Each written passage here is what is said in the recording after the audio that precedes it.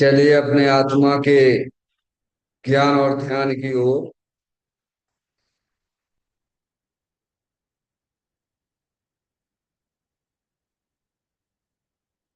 अपने चंचल मन को एवं चंचल उपयोग को स्थिर करने के लिए चिन्वाणी माता के माध्यम से अपनी वर्तमान ज्ञान की पर्याय में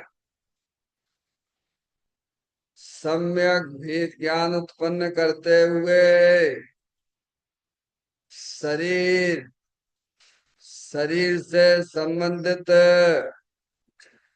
जितने भी चेतन अचेतन पदार्थ हैं उनका मुझ भगवान आत्मा के साथ में किसी भी प्रकार का कोई संबंध नहीं है। इस प्रकार समस्त पर पदार्थों में अपने संबंध की वृत्ति को छोड़ते हुए अंदर में जो अखंड ज्ञान ज्योति स्वरूप भगवान आत्मा है उसमें ही वर्तमान पर्याय का संबंध जोड़ते हुए कि मेरा यह भगवान आत्मा सदा काल शरीर आदि पर पदार्थों से भिन्न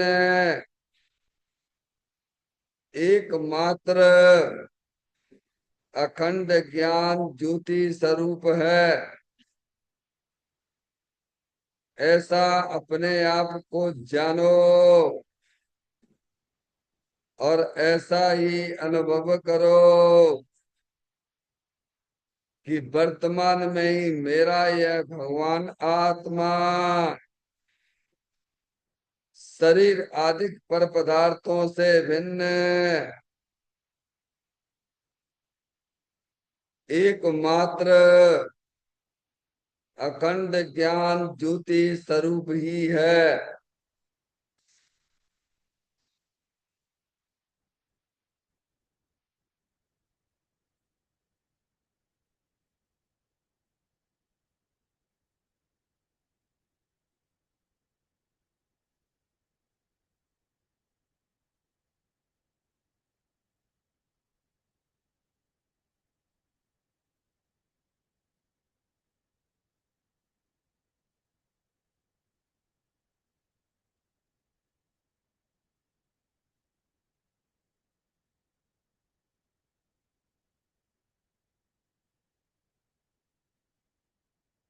इसी प्रकार से संसार अवस्था में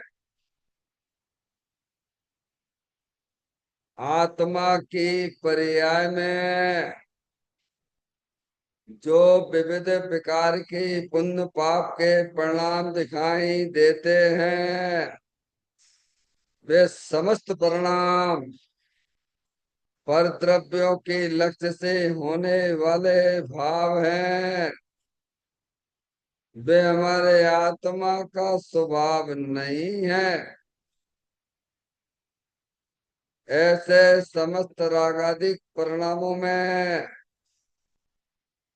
एकत्व बुद्धि ममत्व बुद्धि कर्तृत्व बुद्धि भोक्तृत्व बुद्धि तथा उन रागादिक परिणामों की ज्ञाता बुद्धि को भी छोड़ते हुए अंदर में जो अखंड ज्ञान ज्योति स्वरूप भगवान आत्मा है जो कि सदा काल शरीर रागादिक को से भिन्न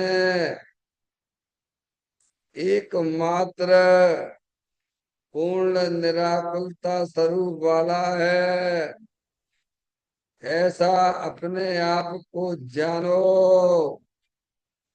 और ऐसा ही अनुभव करो कि वर्तमान में ही मेरा यह भगवान आत्मा शरीर रागादिक से भी भिन्न एकमात्र पूर्ण वीतराग आनंद मूर्ति स्वरूप है।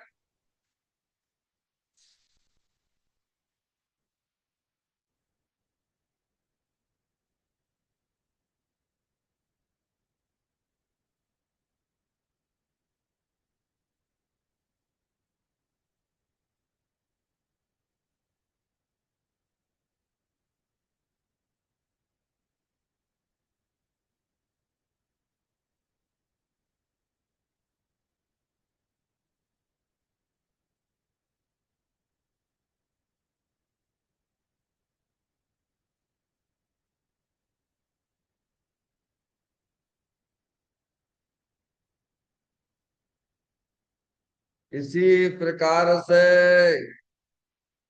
संसार अवस्था में आत्मा की पर्याय में जो पर के लक्ष्य से होने वाला ज्ञान है, वह परलक्षी ज्ञान भी हमारे आत्मा का स्वभाव नहीं है। वह तो इंद्रिय जनित ज्ञान है। इस प्रकार शरीर रागादि और परलक्षी ज्ञान की पर्यायों से विभिन्न मैं तो एकमात्र अखंड ज्ञान ज्योति स्वरूप भगवान आत्मा हूँ, ऐसा अपने आप को जानो और ऐसा ही अनुभव करो कि वर्तमान में ही मेरा यह भगवान आत्मा शरीर रागादि और खंड खंड ज्ञान की पर्यायों से विभिन्न एकमात्र अखंड ज्ञान ज्योति स्वरूप ही है।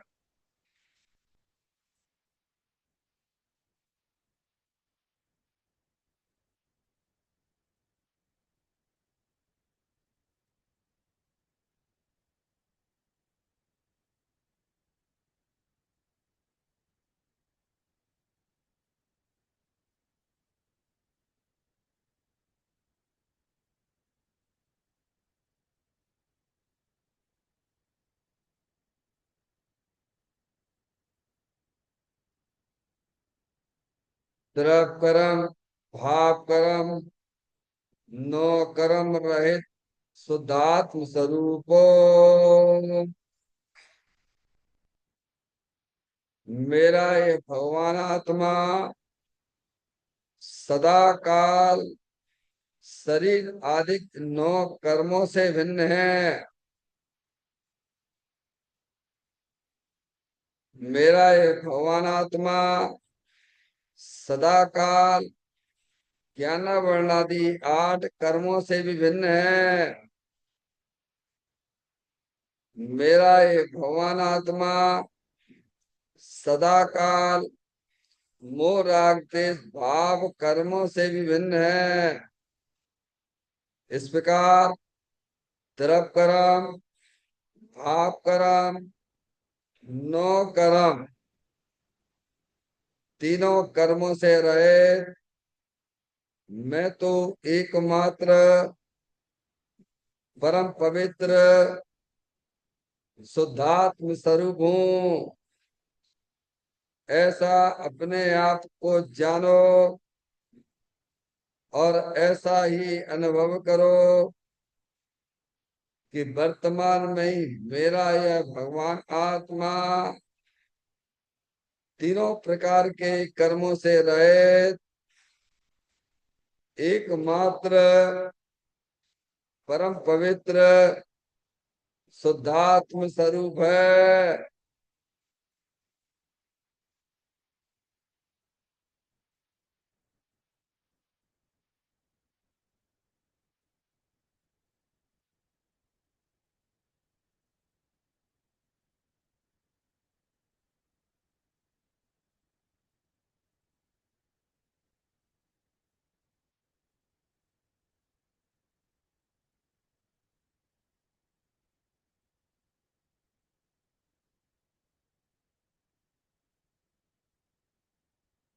ओम नमः सिद्धेभ्यः। ओम नमः सिद्धेभ्यः। ओम नमः सिद्धेभ्यः।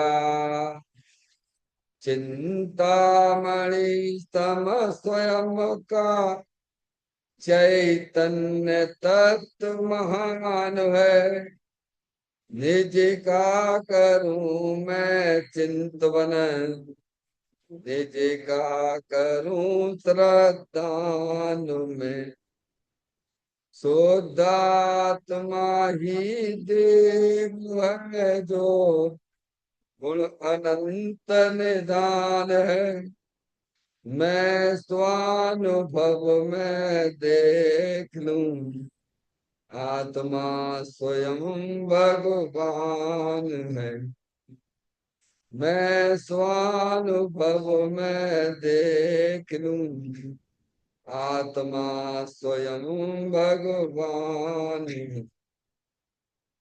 निर्मल जान परिठिया कम कलंक देवी। अपाल दौ जैन परुं ते परम पुणवी। सब कर्म मल्लिका नाश करवर, प्राप्त कर निज आत्मा। जो लीन निर्मल ध्यान में, नम करन कल परमात्मा। सब नाश कर घन घाति अरहरि, अंत पद को पानिया। कर नमन उन जिन देव को यह, काव्य पद अपना लिया।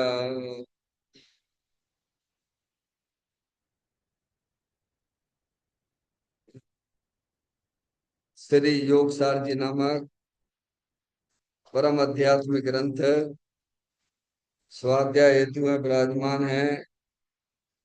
आज से 1400 वर्ष पहले इस महान पवित्र ग्रंथ की रचना दिगंबर संत योगेंद्र महाराज जी हुए हैं। उन्होंने इस महान पवित्र ग्रंथ की रचना की और उन्होंने इस ग्रंथ का नाम योग सार जी रखा। योग सार जी का सीधा सा अर्थ है मुक्ति के मार्ग में योग का मतलब जोड़ होता है। किसका किसके साथ में जोड़ करना, तो अरियंत परमात्मा कहते हैं कि अपने वर्तमान सुत ज्ञान की पर्याय का अंदर में जो अपना त्रिकालिक ध्रुव भगवान आत्मा, जो कि सदा काल द्रव्य कर्म पाप कर्म नो कर्म से रहित एकमात्र अखंड ज्ञान ज्योति स्वरूप है। ऐसे गायक प्रभु परमात्मा में अपने वर्तमान सुत ज्ञान की पर्याय का संबंध जोड़ने का नाम योग है, जिसे शास्त्रीय भाषा में सम्यक दर्शन सम्यक ज्ञान भी कहते हैं। और उस चैतन्य भगवान आत्मा में ही अपनी वर्तमान पर्याय को मग्न कराना, लीन करना, उसमें स्थिर करना, उसे सार कहते हैं, यानी सम्यक चारित्र कहते हैं। तो योग सार क्या हो गया? सम्यक दर्शन, सम्यक ज्ञान, सम्यक चारित्र वाली निर्मल पर्याय, पवित्र पर्याय, जो अपने आत्मा के आश्रय से प्रकट होती है, इसे यहाँ योग सार कहते हैं। और इसे ही अरियंत परमात्मा मोक्ष मार्ग कहते हैं और इसी को धर्म कहते हैं। देखिएगा योग सार ग्रंथ के माध्यम से हम और आप यहाँ पर 76वें नंबर की गाथा का स्वाध्याय चल रहा है, जिस गाथा का मूल विषय यह है कि आत्मा के गुणों की भावना करें, क्योंकि ये आत्म वस्तु है, वह अपने अनंत गुणों सहित है, अनंत शक्तियों सहित है। और हम और आप लड़का लड़की नहीं है, आत्मा ही है, अरूपी है, चैतन्यमय है। और वह चैतन्यमय वस्तु कैसी है? अनंत गुणों के धाम वाली है। इसीलिए अपने गुणों की भावना करो। ये बात मूल गाथा में आई है। पर द्रव्यों की भावना छोड़कर अंदर अपने चेतन भगवान आत्मा को पहचानिए कि अपनी चेतन वस्तु कैसी है। अनंत गुण सहित है, दर्शन वाली है, ज्ञान वाली है, चारित्र वाली है, सुख वाली है, प्रभुत्व वाली है, विभुत्व वाली है। ऐसी अनंत गुणों से सुशोभित है, मंडित है। समझ में आया? उसकी भावना करो। उसकी भावना करोगे तो क्या होगा कि पर्याय में जो परद्रव्यों की भावना संबंधित जो राग है वह समाप्त हो जाएगा, और अपने गुणों संबंधित जो भावना की जाएगी वह स्वभाव रूप से है, और आपको चेतन भगवान आत्मा की दृष्टि हो जाएगी। अब आपका काम हो गया, बस इतनी सी बात है। परद्रव्यों की विचार संबंधी श्रृंखला को भेद ज्ञान के द्वारा रोक दो। अपने चेतन भगवान आत्मा की भावना करो ना, निस्दिन 24 घंटा। हाजरा हजूर भगवान आत्मा है ना, जानने देखने वाली चेतन वस्तु है क्या? नहीं है? कब उसका अभाव होता है? ऐसे आत्मा को पहचानिए। भेद के द्वारा पहले अपने भगवान आत्मा को पहचान। वो बात यहाँ आई है। देखिएगा, गाथा का पाठ करते हुए इसकी चर्चा की ओर चलेंगे पॉइंटों पर। दो तीन चौवर पांच नौवर सात छह अरे पांच फिर हर चार गुण जिसमें बसे उस आत्मा को जानिए। देखें पॉइंट पर।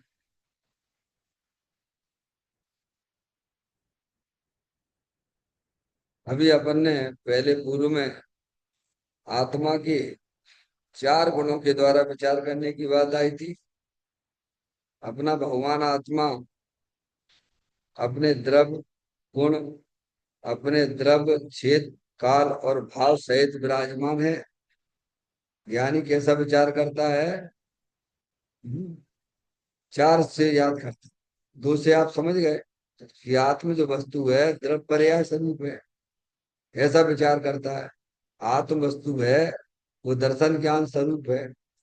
फिर 3 से विचार किया कि आत्म वस्तु उत्पाद में ध्रुव ध्रुव स्वरूप है ना, सम्यक दर्शन ज्ञान चारित्र स्वरूप है। ऐसे 3 से विचार किया। और चौथे में विचार में आपने किया था, 4 तरीके से विचार किया गया था इसमें। हम्म, समझ गया? पहले विचार किया अपने भगवान आत्मा जो है कैसा है? दर्शन स्वरूप है, ज्ञान स्वरूप है, चारित्र स्वरूप है, और वीर पुरुषार्थ स्वरूप है। ऐसे 4 से विचार किया। और अपना भगवान आत्मा अनंत चतुष्टय से स्वरूप है। क्या? अनंत भगवान ने जो अपना भगवान पर्याय में जो अनंत चतुष्टय प्रकट किया, अनंत दर्शन स्वरूप है, अनंत ज्ञान स्वरूप है, अनंत चारित्र स्वरूप है, अनंत वीर स्वरूप है। मैंने विचार अपने उससे भी यह विचार किया कि आत्मा ज्ञान स्वरूप है, आनंद स्वरूप है, चैतन्य स्वरूप है, अस्तित्व स्वरूप है। ऐसे भी विचार सार से किया।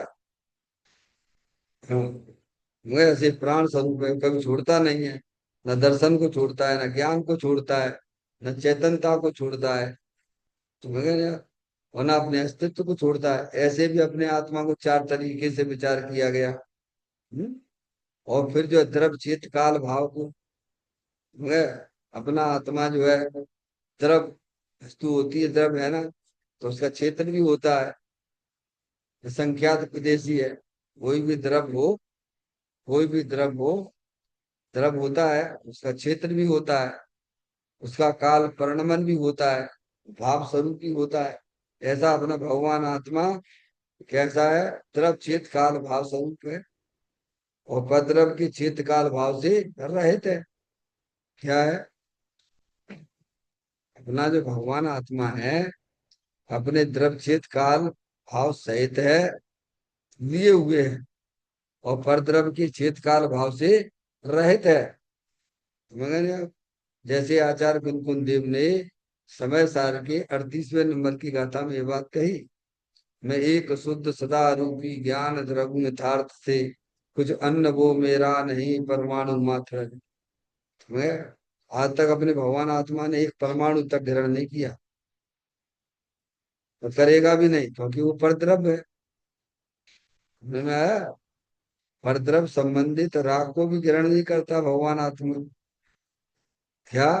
परद्रव संबंधी जो अज्ञान अवस्था में जो भी रागादिक परिणतियां आत्मा की पर्याय में देखी जाती हैं, उनको भी भगवान आत्मा ग्रहण नहीं करता है।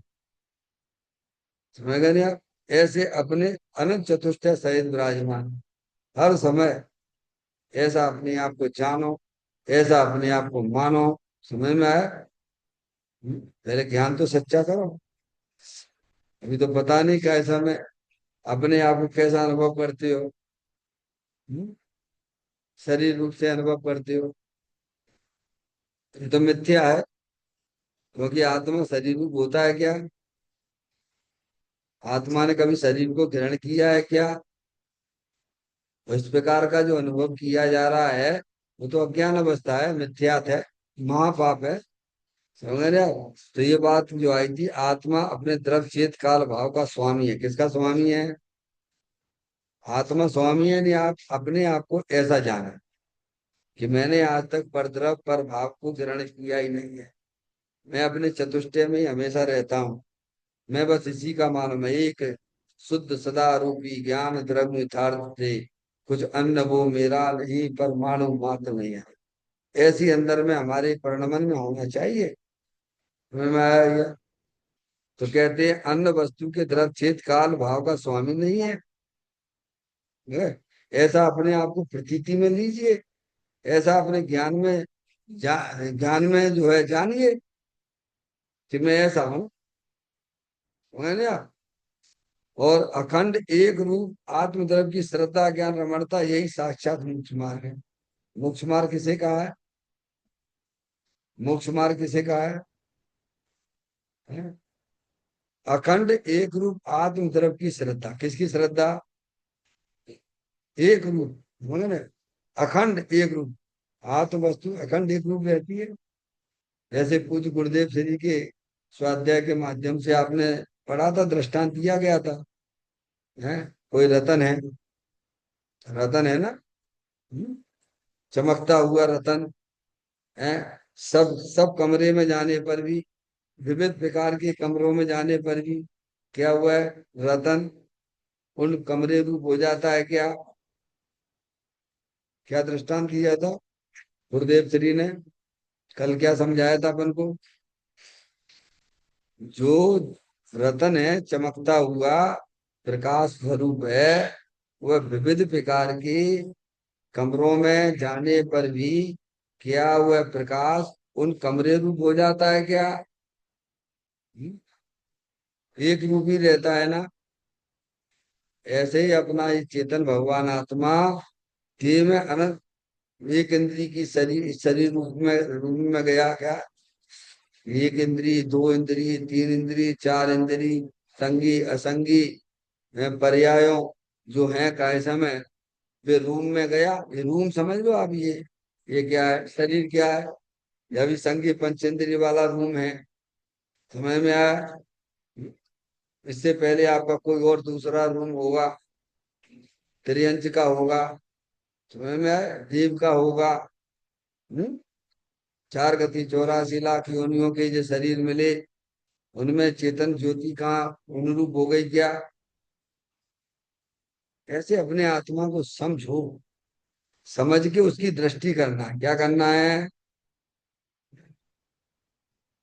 पहले समझो कि जैसे जो रतन प्रकाशमय है, वह उन विविध प्रकार के रूमों में जाने पर भी वह प्रकाश, वो उससे रूम से भिन्न रहता है, उन रूप नहीं हो जाता है। ऐसे ही अपना चैतन्य प्रकाश भगवान आत्मा जलल ज्ञान ज्योति स्वरूप 4 गति 84 लाख योनियों के जो भी शरीर मिलते हैं, उन रूप नहीं होता है। समझ में आया भैया? पारसमणि क्या कह रहे हैं? हमारा आत्मा 4 गति 84 लाख योनियों के विविध प्रकार के शरीर मिलने पर भी अपना वह भगवान आत्मा कभी भी उस शरीर रूप नहीं होता है, शरीर उन रूप नहीं होता है। आगे बात सबसे पहला भेद ज्ञान, भेद विज्ञान था सिद्धा सिद्धा एकल के चल। गुरुदेव श्री ने याद किया था ना, है? आचार्य अमृतचंद देव के समय सार के 131वें नंबर के कलश को याद किया ना। भेद विज्ञान था सिद्धा सिद्धा एकल के चल। जितने भी पर्याय में सिद्ध परमात्मा होते हैं, सब वेद विज्ञान का प्रताप समझना चाहिए। ऐसे उन्होंने अपनी ज्ञान की पर्याय में विज्ञान की ज्योति जलाई। जो जितने भी सिद्ध परमात्मा हुए हैं, है ना, और जितने भी होंगे सब ऐसे ही होंगे। वे सब पहले अज्ञानी थे, हमारे तुम्हारे जैसे ही थे। उन्हें मिल गया द्रव सुख, मिल गया भगवान हरियंत परमात्मा की दिव्य ध्वनि वाला सार चीज मिल गई। उन्होंने ज्ञान कर लिया। उन्होंने दृष्टांत के द्वारा समझाया कि वैसे वह रतन जो है, प्रकाशमयी रतन, विविध प्रकार के कमरों में जाने पर भी वह कमरा उन प्रकाश रूप नहीं होता है, और प्रकाश वह उन कमरे रूप नहीं होता। एक बात पहले नंबर का भेद ज्ञान। दूसरे नंबर का भेद ज्ञान, कमरे में जो अंधकार है, वह अंधकार भी उस प्रकाश से भिन्न है। क्या है? कमरे में जो प्रकाश है, अंधकार है, वो अंधकार भी उस प्रकाश से भिन्न है। समझ में आया? दूसरे नंबर यहाँ लगा दो, शरीर से अपना चेतन भगवान आत्मा 4 गति 84 लाख योनियों के जो शरीर मिल से, उससे मेरा चैतन्य प्रकाश भिन्न वस्तु है, पहले नंबर। दूसरे नंबर का, अंदर आत्मा की पर्याय में जो परद्रव्यों का लक्ष्य करके जो भी रागादिक परिणतियां शुभ अशुभ भाव रूप से होती हैं, उस वह रूप भी वह चैतन्य प्रकाश नहीं होता। क्या है?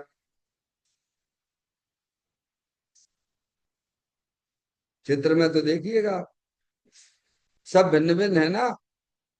भिन्न को भिन्न रूप ही तो जानना है, भगवान करना क्या है धर्म के नाम पर। हम्म। समझ में आया कि अपनी जो चैतन्य आत्म वस्तु है, जो हर समय नए नए प्रकार के रागादिक परिणति स्वयं उत्पन्न होती हैं, चली जाती हैं, तो चेतन प्रकाश ज्यों का त्यों बना रहता है। ऐसा अपने आप को देखिए, ऐसा अपने आप को मानो। तो यहाँ कहते हैं अखंड एक रूप आत्म द्रव की श्रद्धा। किसकी श्रद्धा करना? वो है ना प्रकाश, रतन का प्रकाश था ना, है? उसका ज्ञान पहले पहले क्या हो कि हाँ, वो जो रतन है ना, उन कमरे रूप नहीं होता है। और रतन है ना, वो अंधकार आदि के रूप भी नहीं होता है, उन वस्तु के रूप। समझ गए क्या?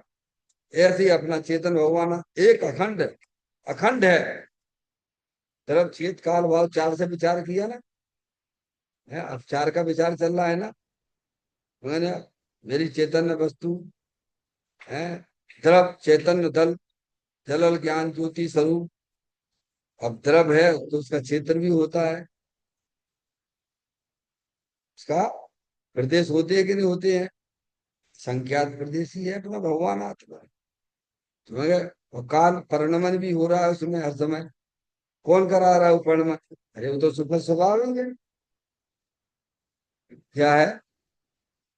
परिणमन करना उसका स्वभाव है। हर द्रव्य का स्वभाव है। उत्पाद व द्रव्य उत्तम सत, और भाव स्वरूप है। ज्ञान भाव स्वरूप है, दर्शन भाव स्वरूप है, गुण रूप है ऐसे भाव। और उनमें चार, वो ये तो वेद से समझा है, लेकिन आप वेद से जानकर ऐसा भगवान आत्मा अखंड ज्ञान ज्योति स्वरूप है, ऐसा उसका ज्ञान करो, ऐसी श्रद्धा करो। क्या करो? उसको देखो। देखो ज्ञान का परिवर्तन हुआ करा। समझ में आया? गुरुदेव श्री ने एक बात और भी कही थी, जो अपने आप को इस प्रकार से देखते हैं उनकी बलिहारी है। ध्यान है कि नहीं? जो अपने आप को चैतन्य स्वरूपी देखते हैं, मानते हैं, उनकी बलिहारी है भगवान। क्योंकि ये बातें धर्म के नाम पे कहीं सुनने को ना मिलती हैं। पहले तो सुनने को ही नहीं मिलती हैं। समझ में आया? सारी दुनिया क्रिया कांड में फंसी हुई है, अज्ञानता में फंसी पड़ी हुई है। पहले तो ये बातें ही नहीं मिलती हैं, सुनने मिलना, और उसके बाद जो है ऐसे में फिर वो विचारों में ले लेना, और फिर परिणमन रूप कर लेना। क्या? कितनी दुर्लभता है भगवान, इसीलिए 66वें नंबर की गाथा इसी ग्रंथ की है। क्यों दुर्लभ है? 66वें नंबर की गाथा है ना इसकी। क्या? बिरले जाने तत्व को, बिरले सुने तत्व, बिरले तत्व होते हैं। आपको ये बातें सुनने को मिल रही है, तो आप अपनी गिनती बिरले में समझना। समझ में आया? बिरले हैं जो इस तत्व की बातें करते हैं। सुनने मिलना बिरले, सुनने वाले मिलने मिलना बिरले, सुनाने वाले मिलना बिरले, और बिरले धारण कर ले, उन्हीं की बलिहारी है। समझ गए नहीं आप? तो कहते हैं अखंड एक रूप आत्म द्रव्य की श्रद्धा। फिर क्या करना? ऐसे भेद के द्वारा, चतुष्टय के द्वारा, तीन के द्वारा, दो के द्वारा अपने चेतन भगवान आत्मा को समझना। फिर समझ के क्या करना? पारसमणि आय क्या लिखा उन्होंने? अखंड एक रूप, क्या है? अखंड एक रूप आत्म द्रव्य की श्रद्धा। ज्ञान होगा तो श्रद्धा भी हो जाएगी। पहले ज्ञान तो पक्का करो, बिना ज्ञान के श्रद्धा किसकी करोगे? गधे की सिंह की करोगे क्या? समझ में आया भैया? श्रद्धा नहीं करोगे तो ज्ञान सम्यकता को प्राप्त नहीं होगा।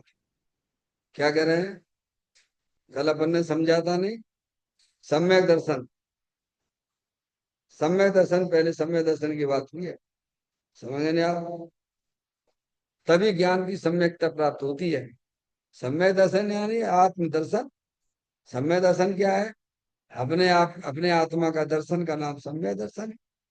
अपने आत्मा की श्रद्धा। मैं लड़का लड़की नहीं हूं, मैं तो चेतनेश्वर भगवान आत्मा हूँ। क्या? कहते ऐसे अखंड एक रूप आत्मद्रव्य की श्रद्धा, ज्ञान और रमणता। क्या है? जहाँ दर्शन लगा हुआ है, ज्ञान लगा हुआ है, चारित्र, रमणता। अब तीनों गुणों की पर्याय किधर लगी है? अरे किधर लगी है भैया? इसी को तो आत्म ध्यान कहते हैं, इसी को मोक्ष मार्ग कहते हैं। क्या?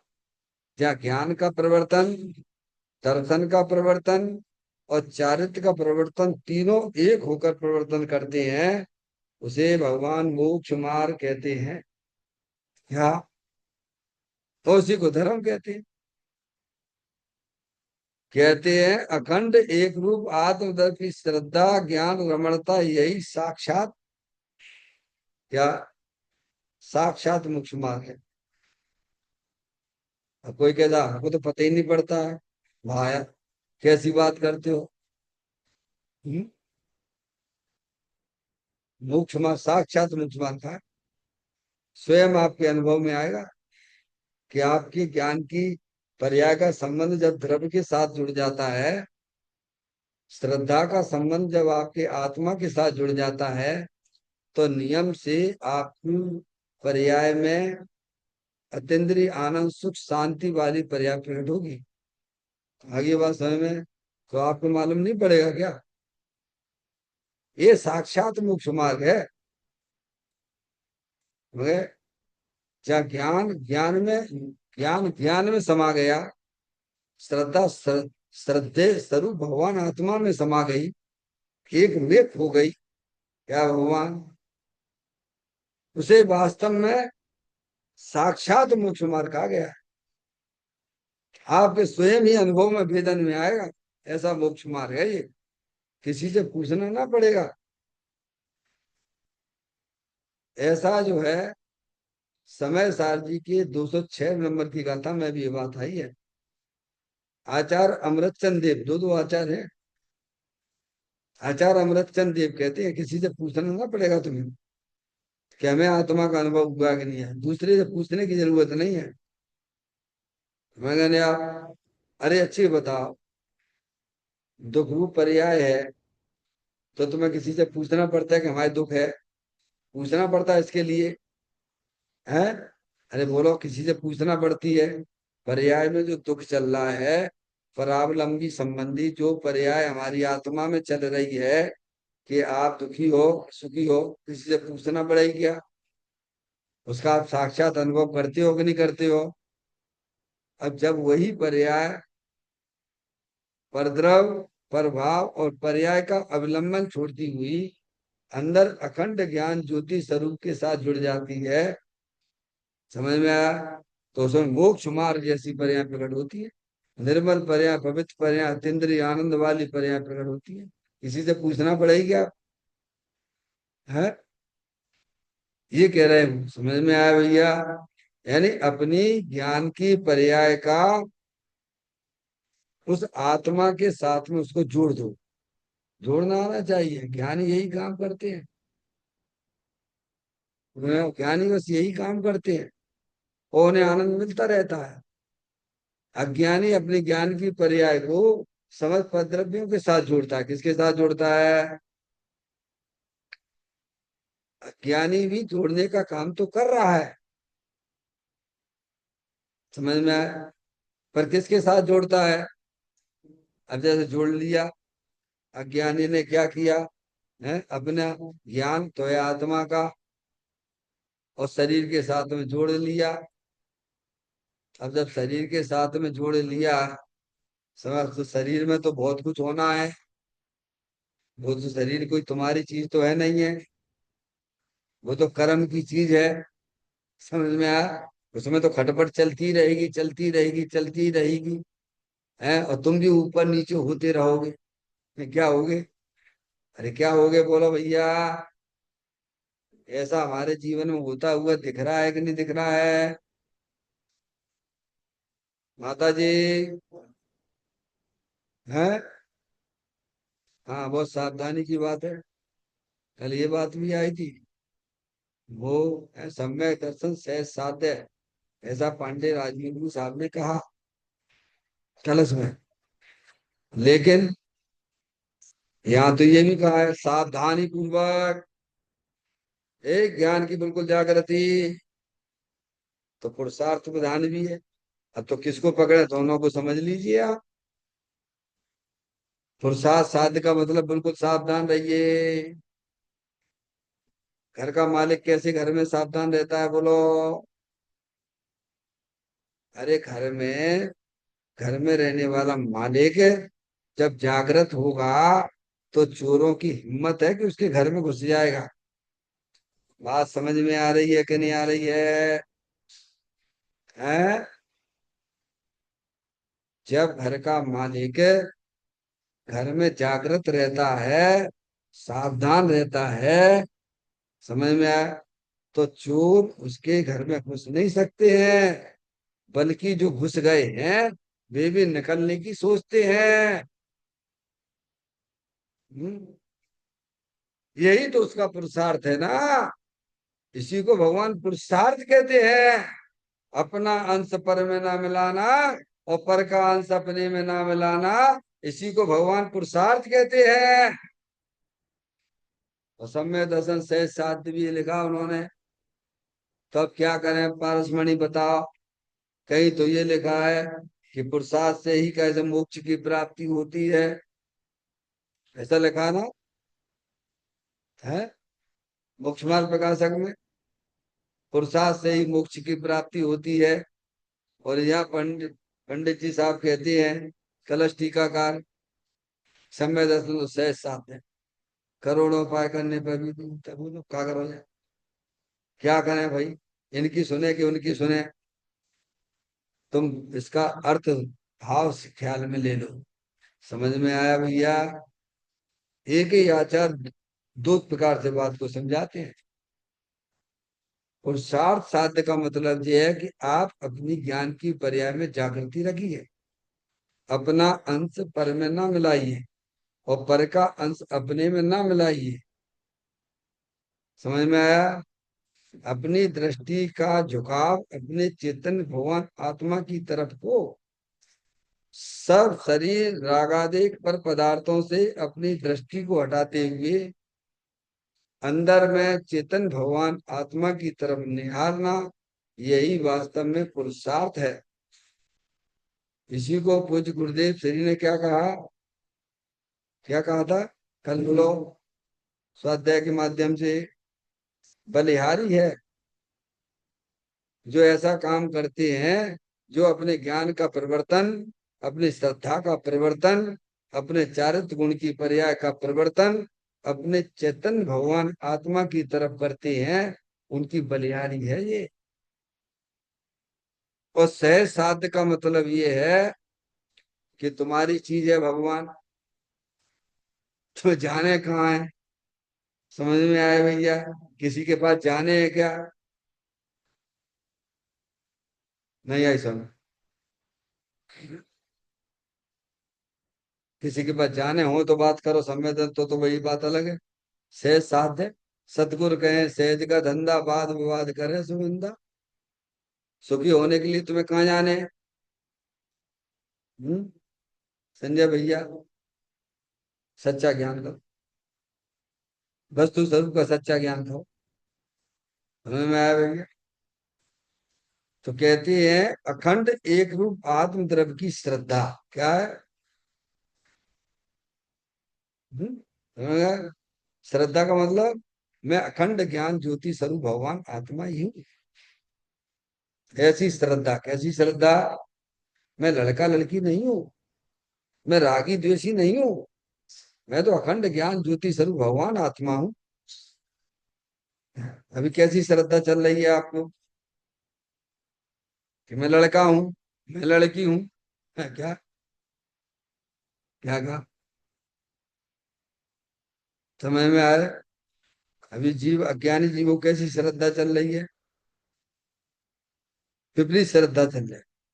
क्योंकि आत्म जो वस्तु है, अखंड ज्ञान ज्योति स्वरूप, जब वो भेद रूप ही नहीं होती है, राग रूप ही नहीं होती है, तो शरीर रूप कैसे हो जाएगी? समझ में आया? तो अखंड ज्ञान ज्योति स्वरूप, ऐसा अपने आप को श्रद्धा में लेना, मान्यता में लेना। आगे बात समझ में। ऐसा उसका ज्ञान, ज्ञान का प्रवर्तन, ऐसा अपने आप को जाने, उसे ज्ञान कहते हैं। जाननहार को जानने पर भी ज्ञान भी होता है और आनंद भी मिलता है। क्या कह दिया कलश टीकाकार ने, पहले ही कलश है, पांडे राजमल जी साहब ने कलश टीका में, नमा समय साराय स्वान भूतिया चकास्ती चित स्वभावाय भावाय सद्भाव तक, इसकी व्याख्या करते हुए उन्होंने कहा, छह द्रव्यों को जानने पर, जाननहारे को जानने पर, छह द्रव्यों को जानने पर जाननहारे को ना ज्ञान है और ना आनंद है। छह द्रव्यों खूब तुम जानो, खूब शास्त्रों पर, समझ गए नहीं? समझ गया? तुम्हें ज्ञान भी नहीं है और वो ज्ञान भी नहीं कहा उसे, क्योंकि आत्मा को नहीं जानता। द्वादशांग का सार तो आत्मा था, पकड़ना तो उसमें आत्मा था, उस ज्ञान में। और तुम बात जानते ही नहीं हो, तो ज्ञान ज्ञान नहीं कहलाता है। वो आत्मा को नहीं जानता है तो उसे आनंद भी नहीं होता है। और जाननहारे को जानने पर ज्ञान भी होता है और आनंद भी होता है। क्यों होता है? क्योंकि आत्म वस्तु तो आनंद स्वरूप है।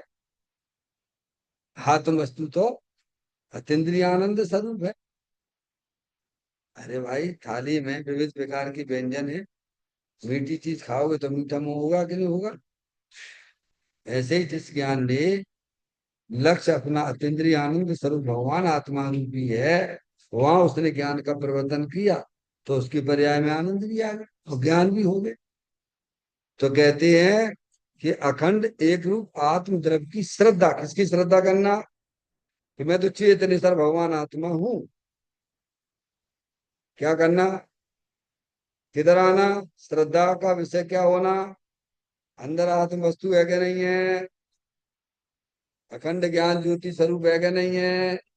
ये जानने वाला कहीं चला गया है क्या? आप इसको देखिए, इसका क्या अरूपी है। वो हमारे आपके इंद्रिय ज्ञान का विषय नहीं, ये बात ठीक है। लेकिन हम उसे जान नहीं सकते हैं, ऐसा नहीं है। हम्म, क्या?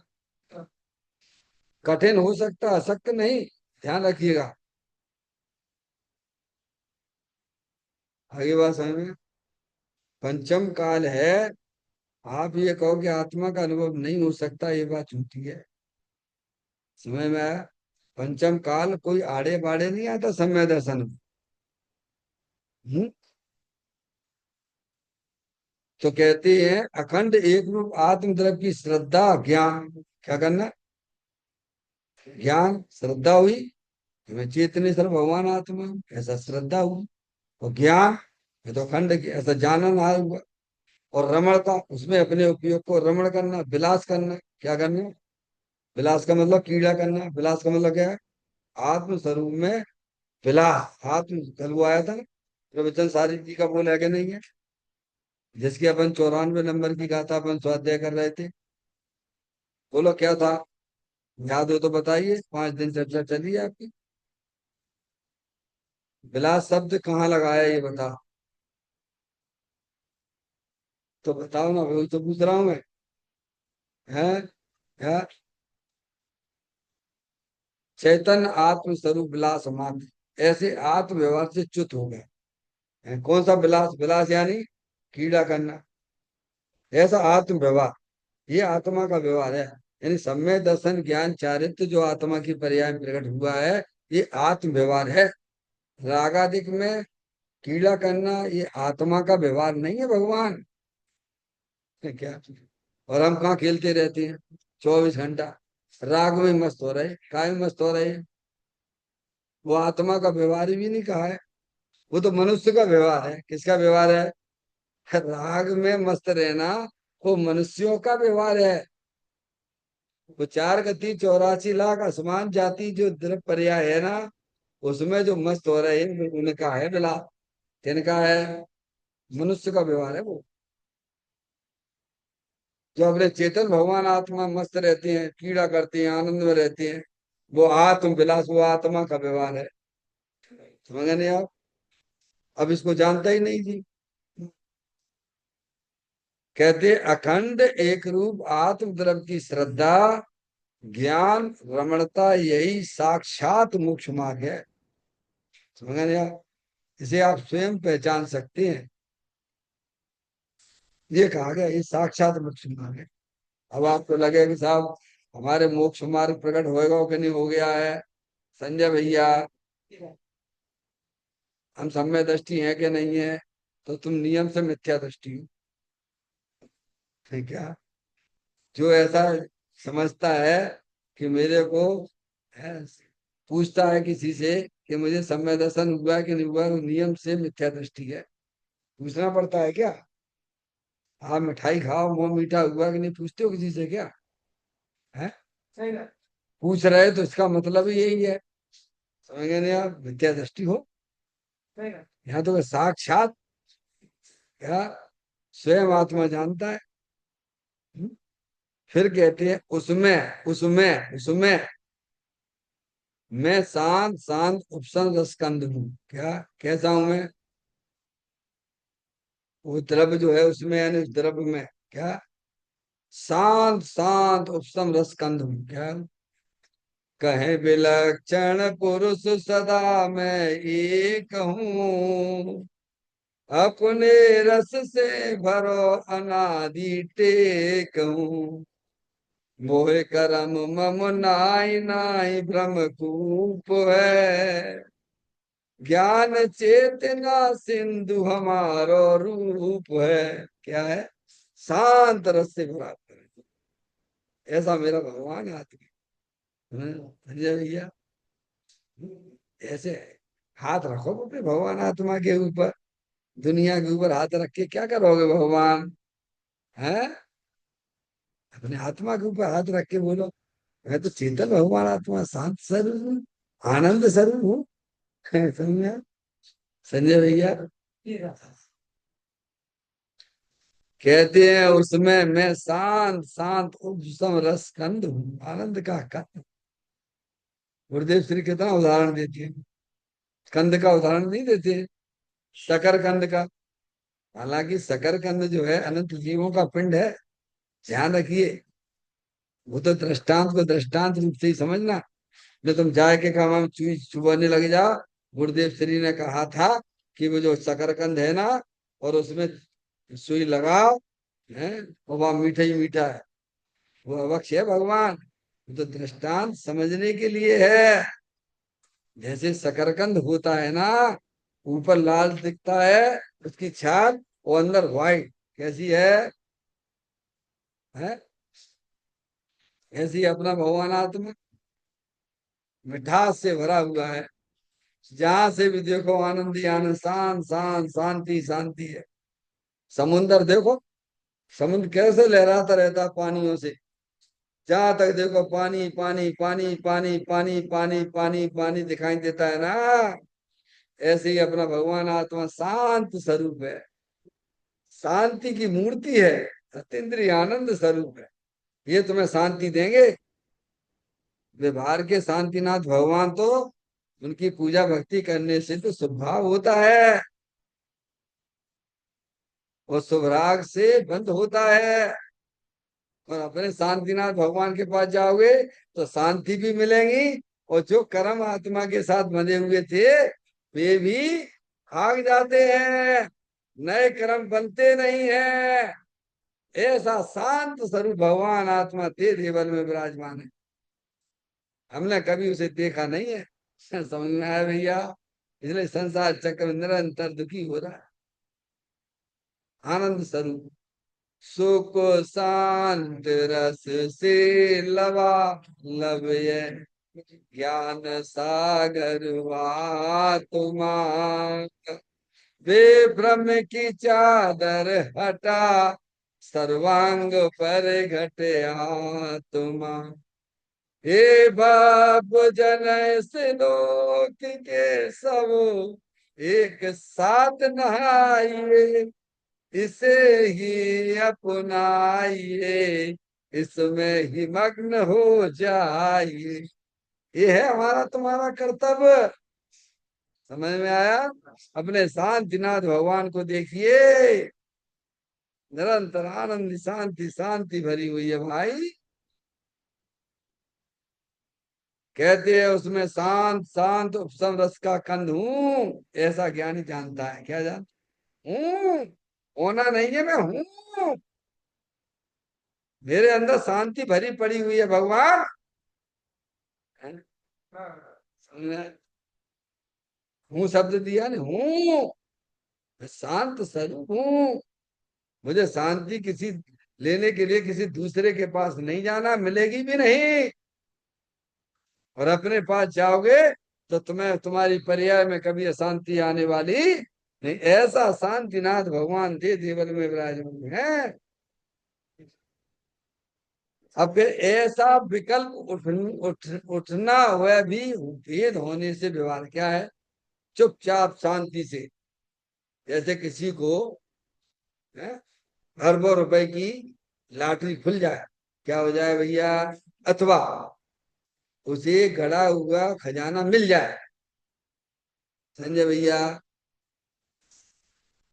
रास्ते में जा रहे हो आप, है, और आपको कोई खजाने मिल जाए तो क्या करोगे? सबको बताते फिरोगे क्या? हैं? बताओगे क्या? हैं? बताने में डर रहेगा, क्या होगा? कि पता नहीं कोई आके छापा मार ले, कोई ले जाए। चुपचाप शांति से उठाए और चुपचाप रख के बैठ गए। माँ चिट्ठे माँ जम, हे जीव कछु चिंतन मत कर, विचार मत कर। ऐसे ज्ञानी भी, ये भी व्यवहार है, क्या है? चुपचाप, कुछ नहीं। जहाँ विकल्प किए, विचार किया वेद का, तो इस प्रकार का विकल्प भी उसे व्यवहार कहा गया। किसे कहा गया है? कहते, मैं शांत शांत उपसम रसकंद हूं, ऐसा विकल्प उठाना क्या कहते हैं? बाम मजा है। किसी से कहते फिरो, बताते फिरो, बाम में सही है कि चुपचाप शांति से कैसा अनुभव करते हैं? अरे, जैसे किसी लड़की को अथवा लड़के को लड़की मिल जाती है तो कहता फिरेगा, तो बताओ। और नहीं, चुपचाप, कुछ किसी को नहीं बताना। क्या करे? समझ गए नहीं आप? कैसे चुप रह जाता है? बताएगा तो फिर लकड़ी झपड़े में पड़ जाएगा। संकट ही संकट है उसके लिए। ऐसे ही ज्ञानी भी, समझ गए यार, जितने भी विकल्प अभेद को भेद समझने में आते हैं बीच में, लेकिन इसमें भी मजा नहीं है। क्या? चुपचाप, कुछ नहीं, बस निहारते रहो चुपचाप शांति से, कुछ नहीं। समझ में आएगी नहीं आई? जहां तक विकल्प है, विचार है, वे सब आत्म व्यवहार में जाएंगे। रहेगा नहीं? विकल्प उठना वह भी भेद होने से व्यवहार है। समझ गए नहीं आप? चुपचाप है। इसीलिए तो ज्ञानी कहते हैं, देखो, समाधि तंत्र में पूजपाद स्वामी, किसका है? पूजपाद स्वामी ने है। ये जो है स्वाध्याय करवाना, यह भी क्या है समय पागलपन का है। क्या कह रहे हैं? उनको ज्ञानी को अच्छा तो नहीं लगता है, लेकिन अब नहीं रहा जा रहा है, अपने आत्म स्वरूप में नहीं रहा जा रहा है। आचार्य अमृतचंद देव भी कहते हैं, क्या करें, हमारी पर्याय कलमासित हो रही, तीसरा कलश है ना समय सार जी में, क्या कलमासित हो रही है। तो क्या करते हैं?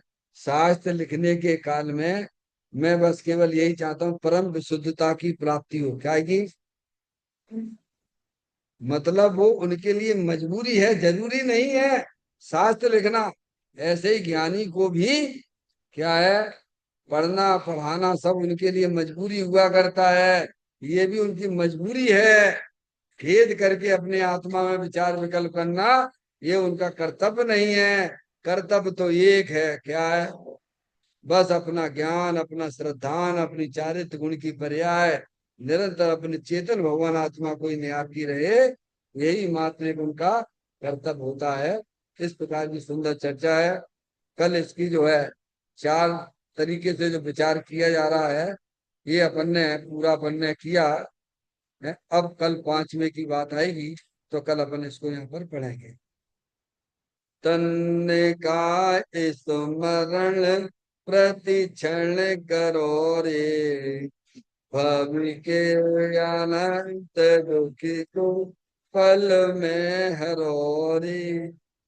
अक्षय अनंत निज सुख निदान पाओ, गाओ हरे नित इसी के गीत गाओ, गाओ हरे नित इसी के गीत गाओ।